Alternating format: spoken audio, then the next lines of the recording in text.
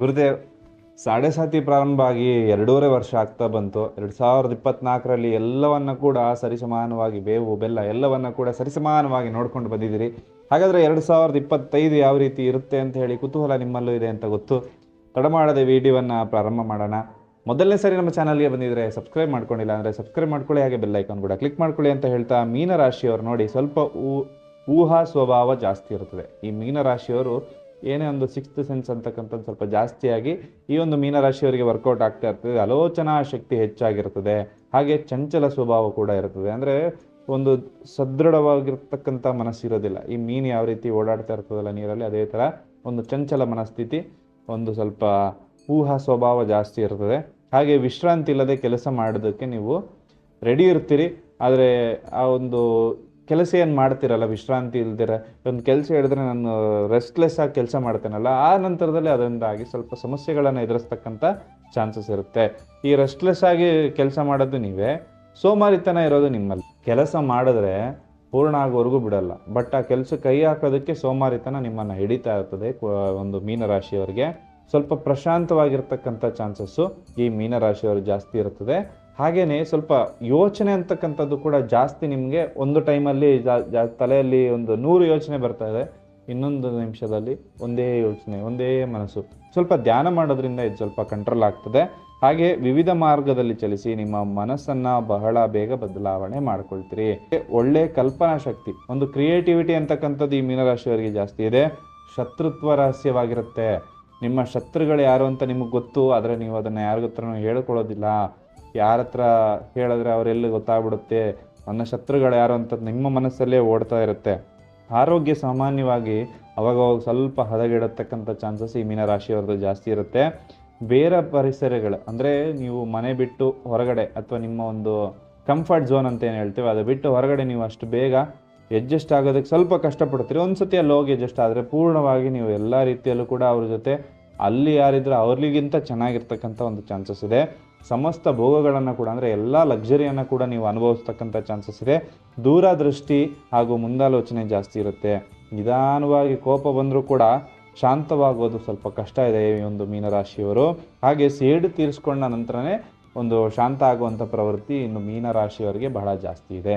ಹಾಗಾದರೆ ಮೀನರಾಶಿಯವರಿಗೆ 2025ನೇ ಸಾಲಿನ ಭವಿಷ್ಯ ಯಾವ ರೀತಿ ಇರುತ್ತೆ ಅಂತ ಪೂರ್ಣವಾಗಿ ತಿಳಿಸ್ಕೊಡೋಣ ಬನ್ನಿ. ನಿಮ್ಮ ಪ್ರಯತ್ನಕ್ಕೆ ತಕ್ಕ ಪ್ರತಿಫಲ ದೊರೆಯುತ್ತೆ. ಅಂದರೆ ಈ ಇಷ್ಟು ವರ್ಷ ನೀವೇನು ಕಷ್ಟಪಡ್ತಾ ಇದ್ರೆ, ಒಂದು ವಿಚಾರಕ್ಕೆ ಏನೋ ಹೋರಾಡ್ತಾ ಇದ್ರಲ್ಲ, ಆ ಕೆಲಸ ಕಾರ್ಯಗಳು ಈ ವರ್ಷ 100% ಸಕ್ಸಸ್ ಆಗ್ತದೆ. ಯಾಕಂದರೆ ನೀವು ಅಂದುಕೊಂಡ ಕೆಲಸ ಕಾರ್ಯಗಳು ನೀವು ಅಂದುಕೊಂಡಂಥ ರೀತಿ ಸಾಗೋದಕ್ಕೆ ಈ ವರ್ಷ ಪೂರ್ಣವಾಗಿ ಆಗ್ತದೆ.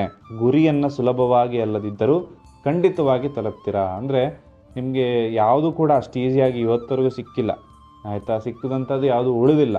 ಹಾಗಾಗಿ ನಿಮ್ಮ ಈಗಿನ ಮನಸ್ಥಿತಿಯಲ್ಲಿರ್ತಕ್ಕಂಥ ಗುರಿ ಏನಿದೆಯಲ್ಲ, ಅದು ಸುಲಭವಾಗಂತೂ ಸಿಗಲ್ಲ, ಆದರೆ ಕಷ್ಟವಾಗಿ ಅದನ್ನು ಪಡ್ಕೊಳ್ತೀರಿ. ಶಾಶ್ವತವಾಗಿ ಅದನ್ನು ಇಟ್ಕೊಳ್ತಕ್ಕಂಥ ಚಾನ್ಸಸ್ ಜಾಸ್ತಿ ಇದೆ.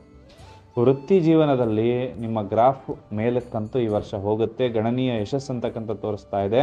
ಪ್ರೀತಿಯ ಜೀವನದಲ್ಲಿ ಯಶಸ್ಸು ಸಾಧ್ಯತೆ. ಅಂದರೆ ಯಾರನ್ನಾದ್ರು ಇಷ್ಟಪಟ್ಟಿದ್ರೆ ಅವ್ರಿಗೆ ಹೇಳ್ಕೋಬೇಕು ಅಂತ ಕಾಯ್ತಾ ಇದ್ದರೆ ಈ ವರ್ಷ ಹೇಳ್ಕೋಬೋದು. ಖಂಡಿತವಾಗ್ಲೂ ಕೂಡ ಅವರು ಒಪ್ಕೊಳ್ತಕ್ಕಂಥ ಚಾನ್ಸಸ್ ಜಾಸ್ತಿ ಇದೆ. ವ್ಯವಹಾರದಲ್ಲಿ ಉತ್ತಮ ಫಲಿತಾಂಶವನ್ನು ಈ ಒಂದು ಮೀನರಾಶಿಯವರು ಈ ವರ್ಷ ನೋಡ್ಬೋದಾಗಿದೆ. ಹಾಗಾಗಿ ಪಾರ್ಟ್ನರ್ಶಿಪ್ನಲ್ಲಿ ಸ್ವಲ್ಪ ನಷ್ಟ ಇದೆ. ವ್ಯವಹಾರದಲ್ಲಿ ಉತ್ತಮ ಫಲಿತಾಂಶ ಇದೆ. ಅಂದರೆ ನೀವು ಒಬ್ಬರೇ ಮಾಡ್ತಕ್ಕಂಥ ಬಿಸ್ನೆಸ್ ಅಥವಾ ಫ್ಯಾಮಿಲಿ ಬಿಸ್ನೆಸ್ಸಲ್ಲಿ ಪ್ರಾಫಿಟ್ ಇದೆ. ಪಾರ್ಟ್ನರ್ಶಿಪ್ ಅಂತ ಮಾಡಿದಾಗ ಸ್ವಲ್ಪ ನಿಮ್ಮ ಪಾರ್ಟ್ನರ್ ನಿಮಗೆ ಮೋಸ ಮಾಡ್ತಕ್ಕಂಥ ಚಾನ್ಸಸ್ ಇದೆ. ನೀವು ಸ್ವಲ್ಪ ಎಚ್ಚರಿಕೆಯಿಂದ ಇದ್ದಾಗ ನಿಮ್ಗೆ ಮೋಸ ಆಗೋದಿಲ್ಲ. ಪಾರ್ಟ್ನರ್ಶಿಪ್ಪಲ್ಲಿ ನಷ್ಟ ಅಂದರೆ ನಿಮ್ಮ ಪಾರ್ಟ್ನರ್ ಯಾರು ಇರ್ತಾರೋ ಅವರಿಂದ ನಷ್ಟ ಆಗೋಕ್ಕಂಥ ಚಾನ್ಸಸ್ ಇದೆ. ಆಗಾಗ ಕೆಲಸದ ನಿಮಿತ್ತದಲ್ಲಿ ಪ್ರಯಾಣ, ಅಂದರೆ ಒಂದು ಕೆಲಸದ ವಿಚಾರದಲ್ಲಿ ಆಗಾಗ ಅಲ್ಲಲ್ಲಿ ಹೋಗ್ತಕ್ಕಂಥದ್ದು ಬರ್ತಕ್ಕಂಥ ವಿಚಾರ 2025ರಲ್ಲಿ ಕಾಣಿಸ್ತಾ ಇದೆ. ಆರೋಗ್ಯದ ವಿಚಾರಕ್ಕಾಗಿ ಹಣ ವ್ಯಯ ಮಾಡ್ತಕ್ಕಂಥ ಚಾನ್ಸಸ್ ಜಾಸ್ತಿ ಇದೆ. ಅಂದರೆ ನೀವು ಡಾಕ್ಟರ್ ಹತ್ರ ಹೋಗಿ ಕಟ್ತೀರೋ ಅಥವಾ ಜಿಮ್ ಫೀಸ್ ಕಟ್ತೀರೋ ನಿಮಗೆ ಬಿಟ್ಟಿದ್ದು. ಆರೋಗ್ಯದ ವಿಚಾರದಲ್ಲಿ ಸ್ವಲ್ಪ ಹಣ ವ್ಯಯ ಆಗುತ್ತೆ. ಜಿಮ್ಗೆ ಹೋದರೆ ಒಳ್ಳೆಯದು ಅಂತ ನನ್ನ ಭಾವನೆ. ಫಿಟ್ನೆಸ್ ಸ್ವಲ್ಪ ಗಮನ ಕೊಡಿ, ಇಲ್ಲಾಂದರೆ ನಾಳೆ ದಿವಸ ಹಾಸ್ಪಿಟ್ಲಿಗಾದರೂ ಹೋಗಿ ಆ ದುಡ್ಡನ್ನ ಖರ್ಚು ಮಾಡ್ತಕ್ಕಂಥ ಚಾನ್ಸಸ್ ಇದೆ. ಹಾಗಾಗಿ ನಿಮ್ಮ ಕನಸುಗಳೆಲ್ಲ ನನಸಾಗ್ತಾ ಬರ್ತದೆ ಒಂದೊಂದೇ. ಆರೋಗ್ಯದ ವಿಚಾರದಲ್ಲಿ ಸ್ವಲ್ಪ ಎಚ್ಚರಿಕೆ ಇರಲಿ ಸ್ನೇಹಿತರೆ. ಅದನ್ನು ನೀವು ಒಂದು ವ್ಯಾಯಾಮ ಆಗಿರ್ಬೋದು ಎಲ್ಲವನ್ನು ಮಾಡ್ಕೊಂಡು ಬನ್ನಿ. ಇಷ್ಟು ವರ್ಷದಿಂದ ನೀವು ಇದ್ದಂಥ ಲೈಫ್ ಸ್ಟೈಲ್ ಬಿಟ್ಟು ಹೊರಗಡೆ ಬಂದಾಗ ಮಾತ್ರ ನಿಮ್ಮ ಆರೋಗ್ಯ ಚೆನ್ನಾಗಾಗುತ್ತೆ. ಹಾಗೆ ನಿಮ್ಮ ಕನಸುಗಳು ನೀವೇನಾದರೂ ಸಾಕಾರ ಮಾಡ್ಕೋಬೇಕು, ನಿಮ್ಮ ಗೋಲ್ಸ್ ಏನಿರುತ್ತಲ್ಲ ಅದೆಲ್ಲ ಸ್ವಲ್ಪ ಈ ವರ್ಷ ನಿಧಾನಕ್ಕೆ ನಿಮಗೆ ಸಾಕ್ತದೆ. ಇಷ್ಟು ವರ್ಷ ಇದ್ದಂಥ ಕಷ್ಟಗಳೆಲ್ಲ ಪೂರ್ಣವಾಗಿ ಮುಗಿಯುವಂಥ ಚಾನ್ಸಸ್ ಇದೆ. ಹಾಗೂ ಒಂದು ಸಾಮಾಜಿಕವಾಗಿ ಸಮಾಜದಲ್ಲಿ ಏನಿದೆಯಲ್ಲ ನಿಮ್ಮ ಒಂದು ಸ್ವಲ್ಪ ಪ್ರತಿಷ್ಠೆ ಅಂದರೆ ಸ್ವಲ್ಪ ಫೇಮಸ್ ಆಗ್ತೀರಾ ಅಂತ ಹೇಳಿ ಮೀನರಾಶಿಯವರಿಗೆ ಕಂಡು ಬರ್ತಾ ಇದೆ. ದಿನದಿಂದ ದಿನಕ್ಕೆ ಹೆಚ್ಚಾಗುತ್ತೆ ಈ ಒಂದು ಖ್ಯಾತಿ ಅಂತಕ್ಕಂಥದ್ದನ್ನು ಪಡಿತಾರೆ ಮೀನರಾಶಿಯವರು. ಕೆಲಸವನ್ನು ಬದಲಾಯಿಸೋದಕ್ಕೆ ಹೆದರಬೇಡಿ, ಯಾಕಂದರೆ ನಿಮಗೆ ಉತ್ತಮ ಯಶಸ್ಸು ಸಿಗ್ತಕ್ಕಂಥ ನೌಕರಿ ನಿಮಗೋಸ್ಕರನೇ ಕಾಯ್ತಾ ಇದೆ. ಒಂದು ಕೆಲಸವನ್ನು ಬದಲಾಯಿಸ್ಬಿಟ್ಟು ನಾಳೆ ಅಲ್ಲಿ ಹೇಗೋ ಅಲ್ಲಿ ಯಾವ ಥರನೋ ಅಲ್ಲಿ ಹೋಗ್ಬೋದಾ ಅಂತ ಧೈರ್ಯವಾಗಿ ಕೆಲಸವನ್ನು ಬಿಡಿ. ಹೊಸ ಕೆಲಸ ಸಿಕ್ಕಿದ ಮೇಲೆ ಖಂಡಿತವಾಗ್ಲೂ ಸಿಗ್ತದೆ, ಏನು ತೊಂದರೆ ಇಲ್ಲ. ಬಂಡವಾಳವನ್ನು ಬುದ್ಧಿವಂತಿಕೆಯಿಂದ ಹೂಡಿಕೆ ಮಾಡಿ. ನಾನು ಆಗಲೇ ಹೇಳಿದಾಗೆ ಶೇರ್ ಮಾರ್ಕೆಟಲ್ಲೆಲ್ಲ ದುಡ್ಡು ಸ್ವಲ್ಪ ನೋಡಿಕೊಂಡು ಮಾಡ್ಕೊಂಡು ಹಾಕಬೇಕು. ಎಲ್ಲ ರೀತಿಯಾಗಿ ಕೂಲಂಕುಷವಾಗಿ ಪೂರ್ವಾಪರ ಪರಿಶೀಲನೆ ಮಾಡಿಬಿಟ್ಟು ನಂತರದಲ್ಲಿ ಇನ್ವೆಸ್ಟನ್ನು ಮಾಡ್ಕೊಳ್ಳಿ. ಹಾಗೆ ಮಾನಸಿಕ ಒತ್ತಡ ಇರುತ್ತೆ, ಸ್ವಲ್ಪ ಧ್ಯಾನವನ್ನು ಮಾಡ್ಕೊಳ್ಳಿ ಅಂತ ಹೇಳ್ತಾ ಈ ಒಂದು ಮೀನರಾಶಿಯ 2025 ಭವಿಷ್ಯ ಯಾವ ರೀತಿ ಇರುತ್ತೆ ಅಂತ ತಿಳಿಸ್ಕೊಟ್ಟಿದ್ದೇನೆ. ಹಾಗಾದ್ರೆ ಪರಿಹಾರ ಯಾವ ರೀತಿ ಮಾಡ್ಕೋಬೇಕು 2025ರಲ್ಲಿ ಚೆನ್ನಾಗಿರ್ಬೇಕಂದ್ರೆ ಮೀನರಾಶಿಯವರು ಪರಿಹಾರ ಯಾವ ರೀತಿ ಮಾಡ್ಕೋಬೇಕು ಅಂತ ಕೂಡ ಪೂರ್ಣವಾಗಿ ತಿಳಿಸ್ಕೊಡ್ತೇನೆ, ಬನ್ನಿ. ನೀವು ನಿಮ್ಮ ಜೀವನದಲ್ಲಿ ಯಾವುದಾದ್ರೂ ವೈಯಕ್ತಿಕ ಸಮಸ್ಯೆಯನ್ನು ಅನುಭವಿಸ್ತಾ ಇದ್ರೆ, ಉದ್ಯೋಗ, ವ್ಯಾಪಾರ, ಮದುವೆ ಸಮಸ್ಯೆ, ಸಂತಾನ, ಗಂಡ ಹೆಂಡತಿ ಸಮಸ್ಯೆಗಳಾಗಿರ್ಬೋದು, ಯಾವುದೇ ಸಮಸ್ಯೆ ಇದ್ರೂ ನಿಮ್ಮ ಜಾತಕವನ್ನು ತಗೊಂಬನ್ನಿ. ಜಾತಕ ಇಲ್ಲದಿದ್ದರೂ ಪ್ರಶ್ನಾಶಾಸ್ತ್ರದ ಮುಖಾಂತರದಲ್ಲಿ ನಿಮ್ಮ ಎಲ್ಲ ಸಮಸ್ಯೆಗಳಿಗೂ ಕೂಡ ಯಾತಕ್ಕೋಸ್ಕರ ಈ ಸಮಸ್ಯೆಗಳು ಬರ್ತಾ ಇದೆ ಅಂತ ಕೂಡ ನಾವು ತಿಳಿಸ್ಕೊಡ್ತಕ್ಕಂಥ ಪ್ರಯತ್ನ ಮಾಡ್ತೇವೆ. ಹಾಗೆ ಅದನ್ನು ಪರಿಹಾರ ಕೂಡ ಮಾಡ್ತೇವೆ. ನೇರ ಭೇಟಿಗೂ ಕೂಡ ಇಲ್ಲಿ ಅವಕಾಶ ಇದೆ. ಹಾಗೆ ಬನ್ನಿ, ಈ ರಾಶಿಯ ಅನುಗುಣವಾಗಿ ಇದಕ್ಕೆ ಪರಿಹಾರ ಏನು ಅಂತ ಕೂಡ ಪೂರ್ಣವಾಗಿ ತಿಳಿಸ್ಕೊಡ್ತಿದ್ದೇನೆ.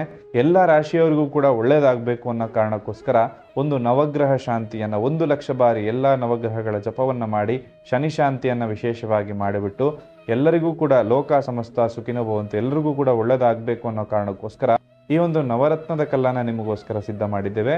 ಇದನ್ನು ನಿಮ್ಮ ಮನೆಯ ದೇವರ ಮನೆಯಲ್ಲಿ ಇಟ್ಟು ಪೂಜೆ ಮಾಡೋದ್ರಿಂದ ಖಂಡಿತವಾಗ್ಲೂ ಕೂಡ ಎಲ್ಲ ರೀತಿ ಆಲ್ರೌಂಡ್ ಡೆವಲಪ್ಮೆಂಟ್, ನಿಮ್ಮ ಮನೆಯಲ್ಲಿ ಯಾರೇ ಇರಲಿ, ಎಷ್ಟೇ ಜನ ಇರಲಿ, ಎಲ್ಲರ ಹೆಸರನ್ನು ಹೇಳಿ ಸಂಕಲ್ಪ ಆಗ್ತದೆ ಸ್ನೇಹಿತರೆ. ಅವರದ್ದು ಯಾವುದೇ ರಾಶಿಯಾಗಿದ್ದರೂ ಕೂಡ ಈ ನವರತ್ನದ ಕಲ್ಲುಗಳನ್ನು ನಿಮ್ಮ ಮನೆಯಲ್ಲಿ ಇಡ್ತಕ್ಕಂಥದ್ದು ನಿಮಗೆ ಉತ್ತಮ ಫಲವನ್ನು ಕೊಡ್ತಕ್ಕಂಥದ್ದು ನಿಶ್ಚಿತ. ಯಾಕಂದರೆ ಎನರ್ಜೈಸ್ ಮಾಡಿ ನಿಮಗೆ ನಿಮ್ಮ ಮನೆ ಬಾಗಿಲಿಗೆ ಕೊಡಿಸ್ಕೊಡ್ತಾ ಇದ್ದೇವೆ.